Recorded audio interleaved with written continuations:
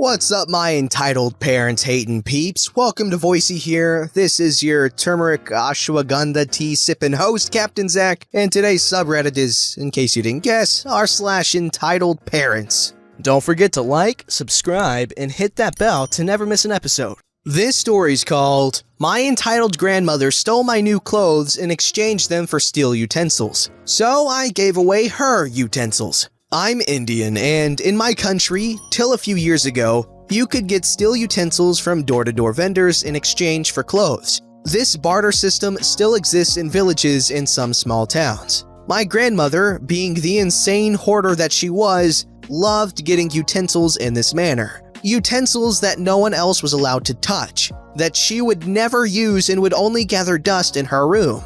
Anytime my stepmom or my dad tried to donate our clothes to charity, that cooter would throw a hissy fit. She'd collect all the clothes we weren't going to wear anymore so she could exchange them for pots and pans. At times, she would take it a step further and demand clothes that we were still going to wear. She would insist that they don't fit us anymore or some other BS argument to get us to hand them over. Seriously, we would sometimes have to fight her to keep our clothes. Oh, but she never gave away her own clothes. She only took garments from others, namely me, my dad, my stepmom, and my stepbrother. When I was around 21, I had just lost a lot of weight and needed new clothes. Yes, I lived with my parents. In India, you can't afford to live independently unless you have a well-paying job, and I was in college at that time. So one day, I went to a local store's clearance sale and bought a bunch of new threads. I left them on my bed and went off to a friend's place. When I returned home a few hours later, my new clothes were gone. My dad, stepmom, and brother weren't home, so I figured out instantly who must have taken them. I confronted the grand monster and asked what she'd done with my clothes. She was sitting on her bed admiring her latest haul of pots and pans. Without even looking up, she told me my clothes were ugly and too westernized, and that she did the right thing by exchanging them for something useful. As you can imagine, I lost my temper. I yelled, cursed at her, called her every name in the book, and she had the audacity to actually defend her actions. That evening, there was a major showdown in our home. I was still livid and asked my dad exactly how long we were going to put up with her abuse. My stepmother and I don't get along, but when one of us was up against Grand Monster, the other always lent her support. This was no different. My stepmother agreed with me wholeheartedly. My dad told Grand Monster that she was now forbidden from entering my room without my prior permission. She started to fake cry and said we were all being so cruel to her. My dad later came to my room and said he would make it up to me and buy me new clothes. I, of course, was still livid, and I wasn't about to let that cooter have this victory. My grandmother needed sleeping pills to fall asleep. She took them even during the day, and she slept like the dead. A few days later, I snuck into her room during her afternoon nap. I opened her utensils trunk. Yes, she had a whole trunk full of them, and took out a whole bunch of her beloved pots, glasses, plates, etc. I shut the lid quietly and exited. I went straight to an old age shelter that was nearby. I donated the utensils and earned the joy of giving and the taste of sweet, sweet revenge. I didn't tell anyone what I had done and just waited for Grand Monster to discover her loss, which she did, just a few days later. It happened in the evening. I was in the kitchen cooking dinner when I heard her ear-piercing wailings about how someone had stolen from her utensils chest. A satisfied smile spread across my face. My dad called me into grandmother's room and asked if I knew anything about the missing utensils. I admitted that I had taken and donated them. Grand Monster looked like her head would explode. I calmly told her that I had done the right thing because those utensils were ugly and that the shelter needed them more. And clearly, if she could come into my room and take my things without asking, I could jolly well do the same.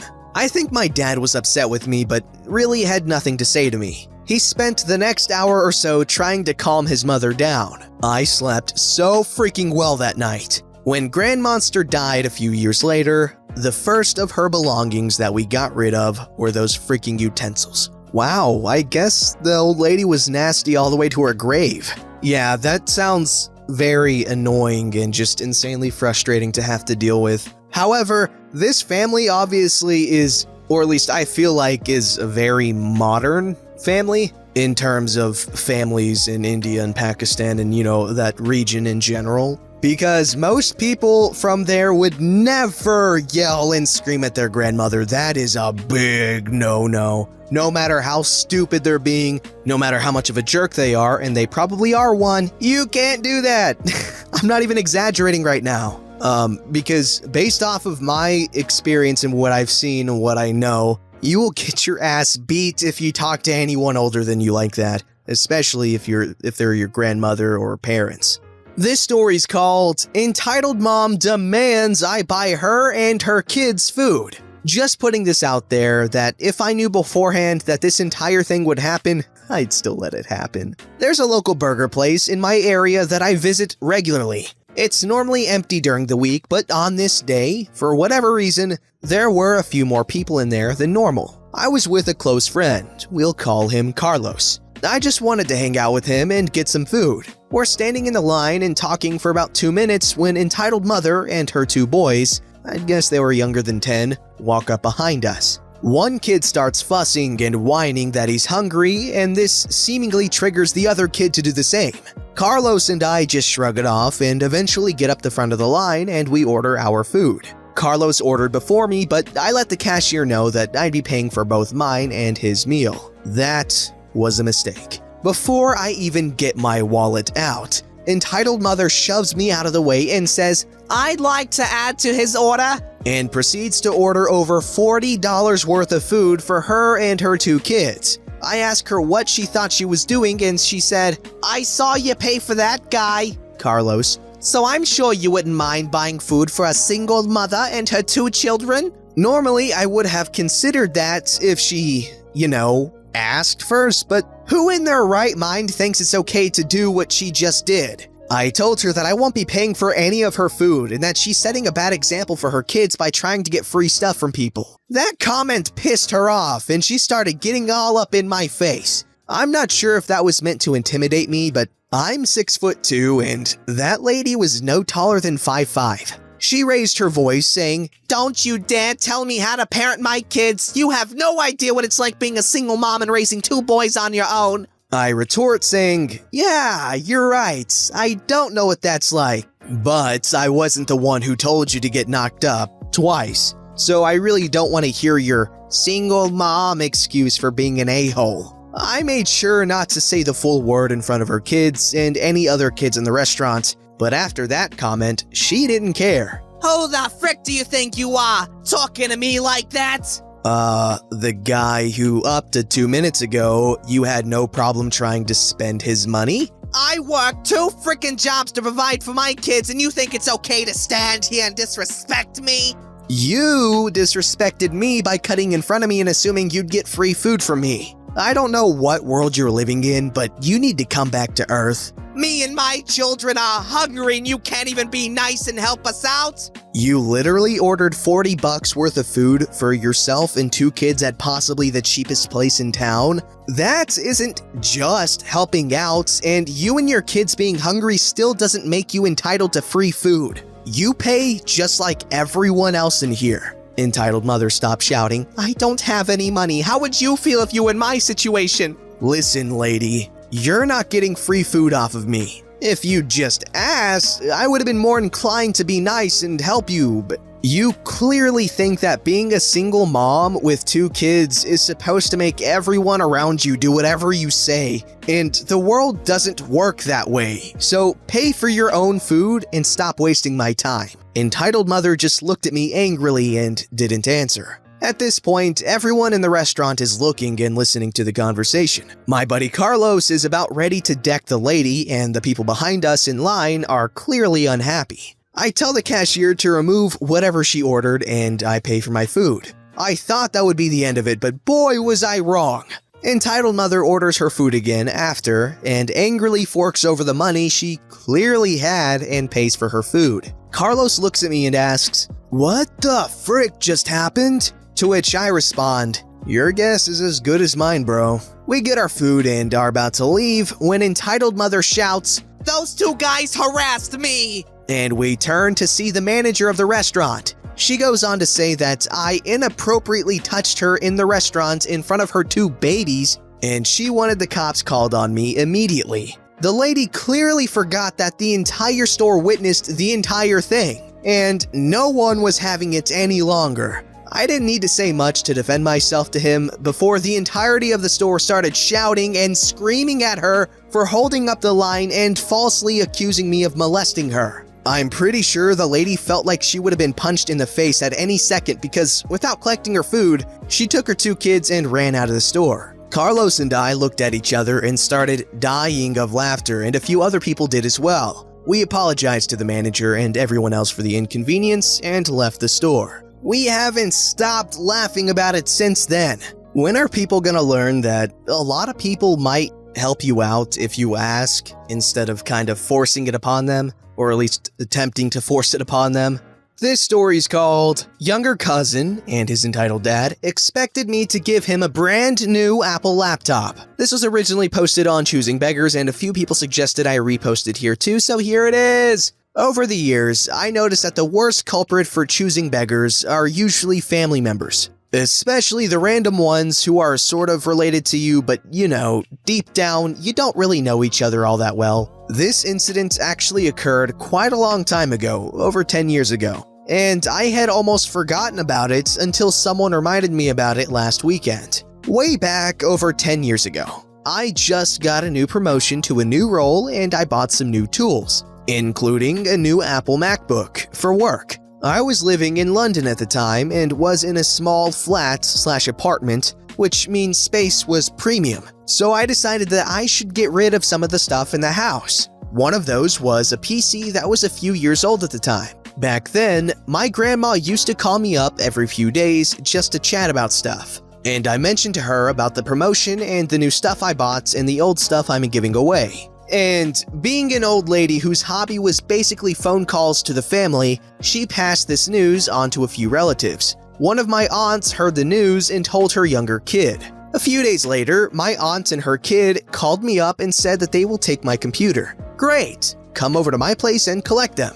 They drove over the next day and then turned into a long argument with me once they arrived. For some reason, probably due to the fact that my grandma doesn't really know about computers and stuff, or my aunt misheard it, or whatever, they thought they were picking up my brand new MacBook instead of a few years old desktop. My aunt, being an adult, at least understood that it must be a miscommunication. My little cousin, though, was throwing a huge tantrum over it in my house. He kept on going on about how crap the spec of the machine is, and how it would be useless to him, and bear in mind, he wasn't like 8 years old at the time, he was 13 years old. But that should be an age where he should understand that his distant cousin, me, is not gonna randomly give him a brand new computer just for homework. My aunt was trying to just get the computer out of my place, and I just wanted to get them and the computer out of my place, and my girlfriend just wanted all the crying noises to stop so she could focus on her work. Yep, 13-year-old boy crying was quite a scene. At the end, they just left, empty-handed of course, since the kid doesn't want the old PC, and I wasn't ready to give him my new one. I thought that was that, but then, later that night, my uncle, my cousin's entitled dad, called me up and demanded an explanation of why I backed out on a deal. And that was not the way to treat family, etc., etc. The phone call ended up with me hanging up on him, which led to a lecture from my grandma the next day over the phone and took me an hour to explain what happened. And that led to a lecture from her to my uncle, which led to more phone calls and arguments. My uncle complained that now his son has no computer to use, and I told him he can still pick up my computer, which was still sitting in my house at the time.